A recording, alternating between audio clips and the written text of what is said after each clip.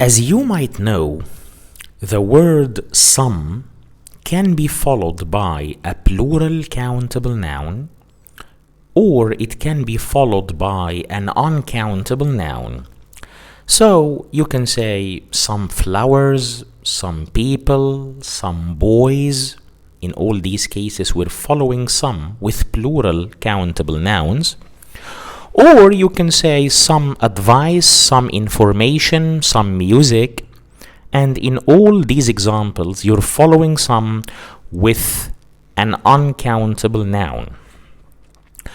But the point I'm trying to make here is that in all these contexts, you can replace some with no article or zero article. In other words, in these situations, the word some is optional. You can use it or you can omit it or take it out.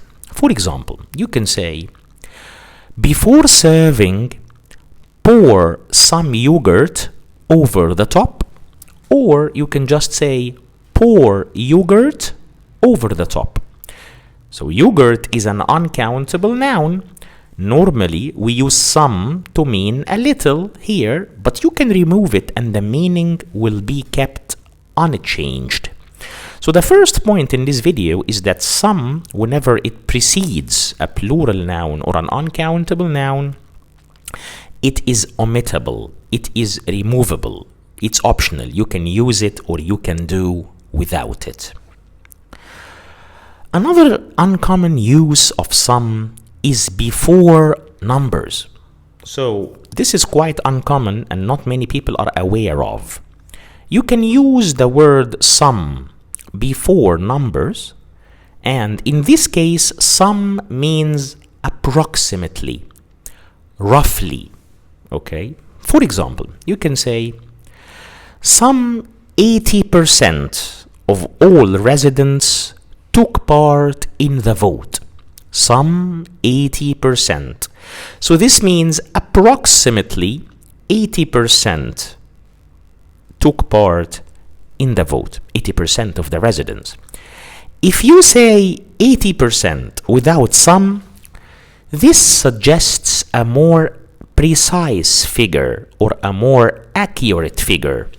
But putting some before the number takes away the factor of precision or the factor of accuracy, and you're conveying the idea that you're just being approximate or you're just being rough about the figure or the number rather than being specific. Okay, so this is the second use of some that we're talking about today, which is using some before numbers with the meaning of approximately or roughly. Also, as you might know from previous videos, a and an are followed by a singular countable noun. So you can't use a or an with a plural noun. And some, when it's used with countable nouns, it's normally used with plural nouns. However, you can use some instead of a and an, i.e. with a singular countable noun. And that's when you talk about somebody or something that you don't know, that you can't remember, or about somebody or something that's unimportant. Let me give you an example. He was interrupted by some troublemaker in the audience. So normally in this sentence, we should say he was interrupted by a troublemaker. But using some here means that this troublemaker was not an important person, or you can't remember the identity of that troublemaker, or you don't know who that troublemaker is. So using some instead of a or an before a singular countable noun denotes the idea that you're talking about somebody or something unimportant, or that you can't remember, or that you don't know specifically.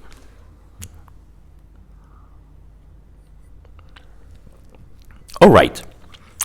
Now let's move on to the second section of today's lesson, and that's about the word any. Well, any is normally used in negative sentences and in questions. So this is the common usual use of the word any with negative sentences and interrogative sentences, which are questions. However, you can use any in a sentence that looks affirmative, that looks positive grammatically, but these sentences have a negative meaning. Like when you talk about negative adverbs like barely or hardly or scarcely or never or seldom or little, all of these are adverbs which denote a negative idea.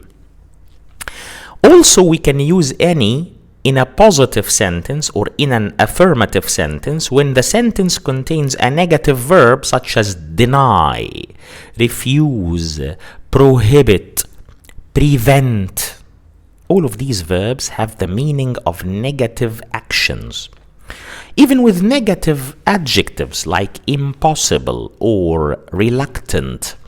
So the point I'm trying to make here, to be more specific or precise, is that you don't necessarily have to use any only in negative sentences and questions. You can find any in affirmative sentences or positive sentences which are grammatically affirmative, but the meaning of them is negative. For example, there is hardly any sugar left in the jar. So we are using any because the sentence contains the adverb hardly. There is hardly any sugar, which means there is almost no sugar in the jar. Another example. I boarded up the windows to prevent any damage. So prevent is another verb with a negative meaning. The sentence itself is positive. It doesn't contain the word not. But because prevent as a verb has a negative meaning, you can use any with it. So you say to prevent any damage. It was impossible to see anything in the dark. Impossible is another adjective which bears or holds a negative meaning. So although the sentence is affirmative grammatically, but we use the word any with it. Any is also used with the preposition without, and that's quite common.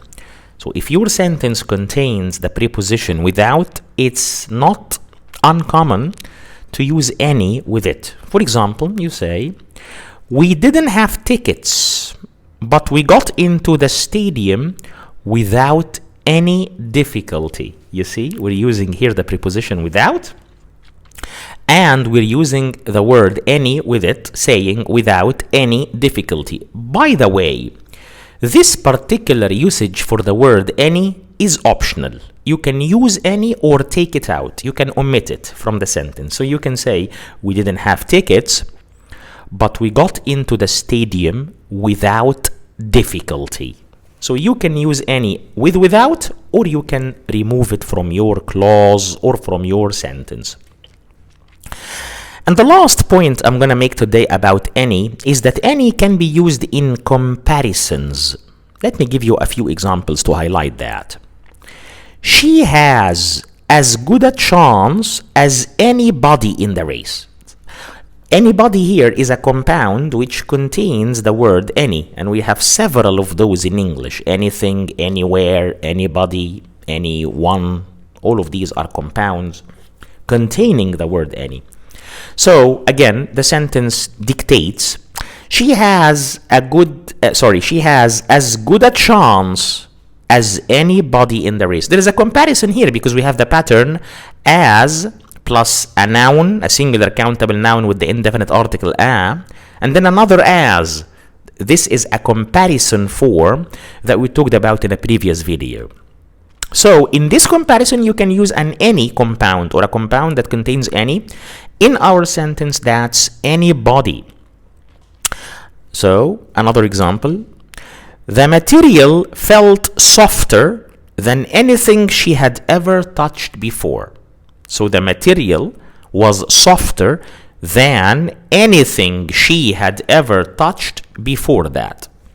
So we're making a comparison here between that specific or particular material and all the materials that she had touched before it, and the comparison dictates that this material was softer than anything else she'd ever touched.